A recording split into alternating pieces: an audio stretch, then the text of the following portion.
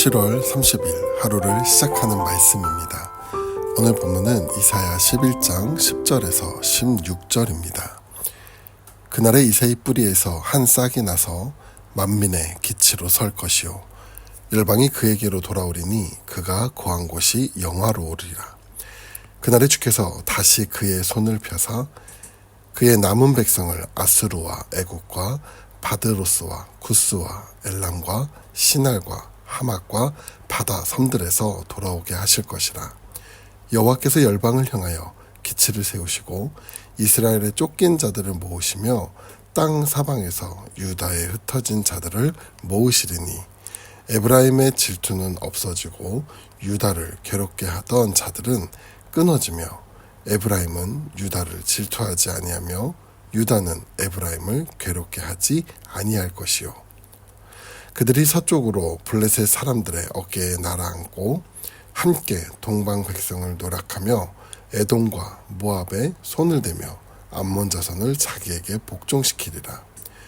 여호와께서 에돔 해만을 말리시고 그의 손을 유브라데 하수 위에 흔들어 뜨거운 바람을 일으켜 그 하수를 쳐 7갈래로 나누어 신을 신고 건너가게 하실 것이라. 그의 남아있는 백성 곧 아수르에서 남은 자들을 위하여 큰 길이 있게 하시되 이스라엘이 애굽 땅에서 나오던 날과 같게 하시리라. 아멘. 우리가 삶을 살아가다 보면 아무리 노력해도 상황은 나아지지 않고 사방이 꽉 막힌 것 같은 답답함을 느낄 때가 찾아오기도 합니다. 오늘 본문이 기록될 당시 남유다의 상황이 그러했죠. 당시 신은 강대국인 아수르는 정복전쟁을 치러가며 그 영역을 넓혀갔는데 이미 북이스라엘은 무참히 짓밟혀 멸망하였고 남유다 역시 위기 가운데 하루하루를 두려움에 버티고 있었던 상황이었습니다. 절망적 상황이 깊어질 때 사람들의 마음 가운데는 이런 생각이 밀려오죠. 과연 우리가 미래가 있을까? 하나님은 우리를 버리신 것은 아닌가?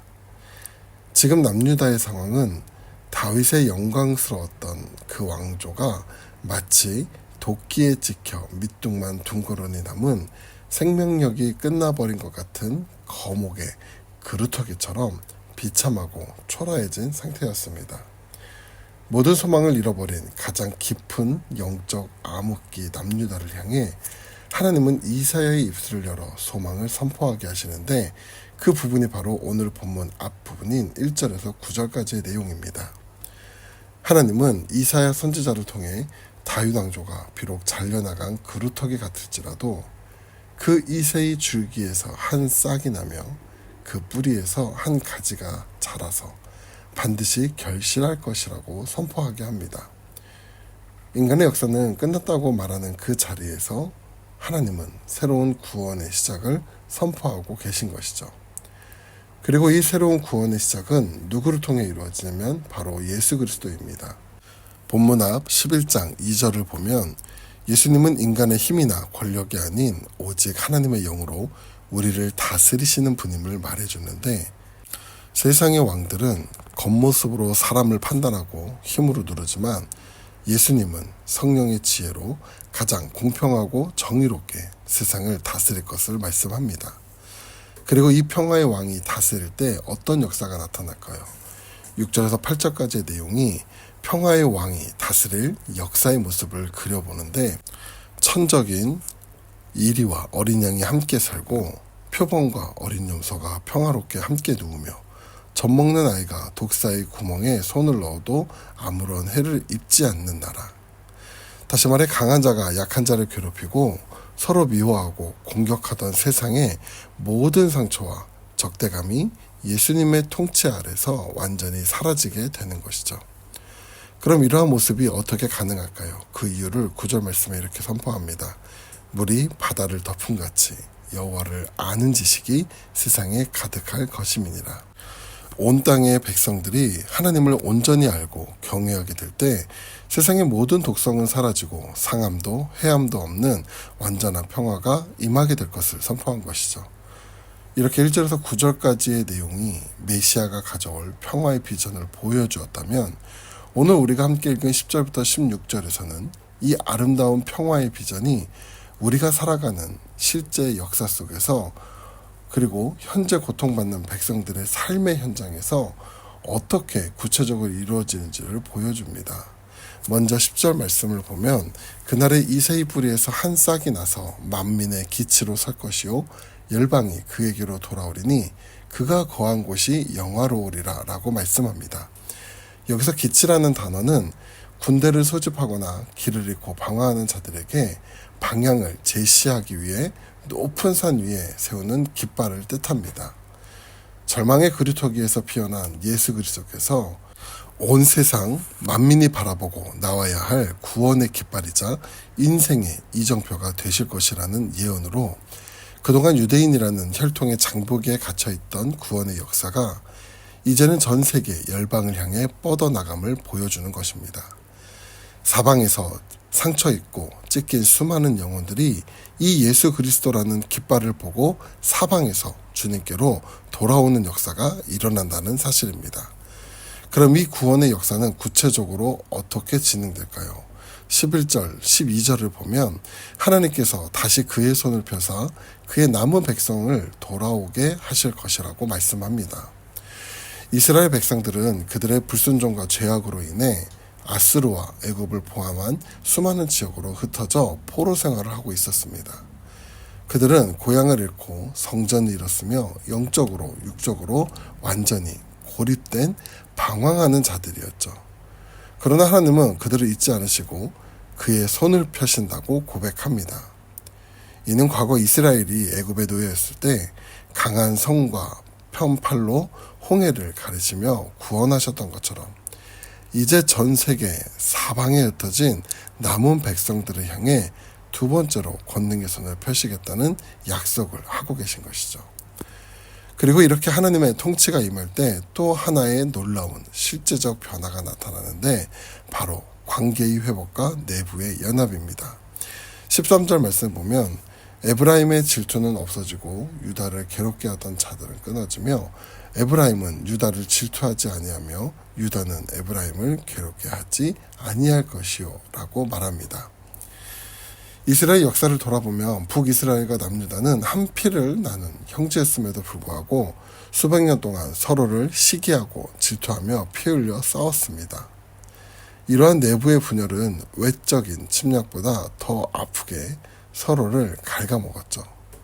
그러나 메시아의 통치가 임하자 그 깊었던 형제간의 질투가 사라지고 유다를 괴롭게 하던 자들이 끊어졌는데 이는 십자가의 보혈이 그 원수된 담을 허무신 것입니다. 이렇게 내부적으로 온전한 연합을 이룬 백성들은 14절 말씀처럼 서쪽의 블레셋과 동쪽의 에돔, 모압, 암몬 등 자신들을 끊임없이 영적으로 육적으로 압제하던 대적들을 향해 이스라엘은 함께 날개를 펴서 날아가 승리를 거두게 된다는 것입니다. 이처럼 내부가 화평할 때 비로소 세상의 영적 전쟁에서 승리할 수 있는 강력한 군대로 일어설 수 있는 것입니다. 이제 15절과 16절을 보면 고향 땅으로 돌아오는 백성들 앞을 가로막고 있는 절벽 같은 장애물들을 하나님이 어떻게 조자연적으로 제거하시는지를 장엄하게 묘사하는데 백성들이 사방에서 예루살렘으로 돌아오려고 할 때 그들의 앞길에는 깊은 바다가 가로막혀 있었고 거대한 강이 흐르고 있었습니다. 인간의 힘과 기술로는 도저히 건널 수 없는 절망의 강이었죠. 그런데 여호와 하나님께서 어떻게 하시나요? 권능의 바람을 하스 위에 흔드시며 그 바람으로 바다를 말리시고 강물을 쳐서 7갈래의 작은 시내로 나누어 버리십니다. 백성들이 굳이 신발을 벗어매지 않아도 평지를 걷듯 신을 신은 채 당당하게 강을 걸어서 건너가게 하시죠.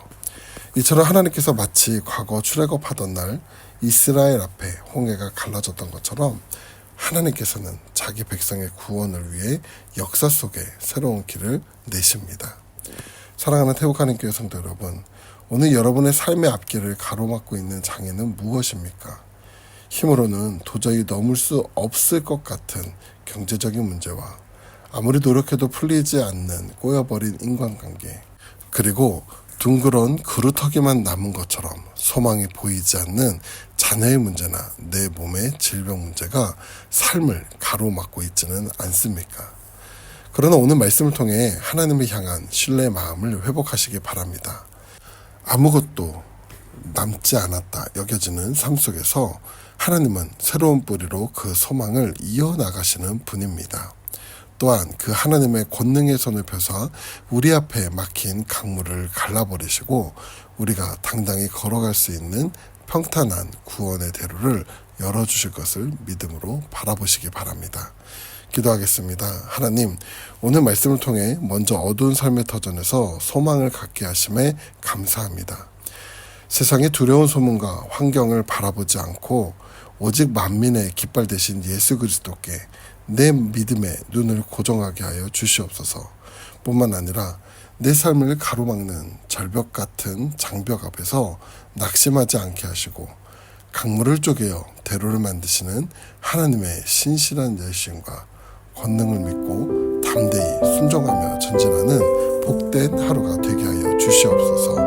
오늘 하루도 하나님의 은혜 가운데 소망을 품고 살아가게 하실 줄 믿으며 예수님의 이름으로 기도드립니다. 아멘.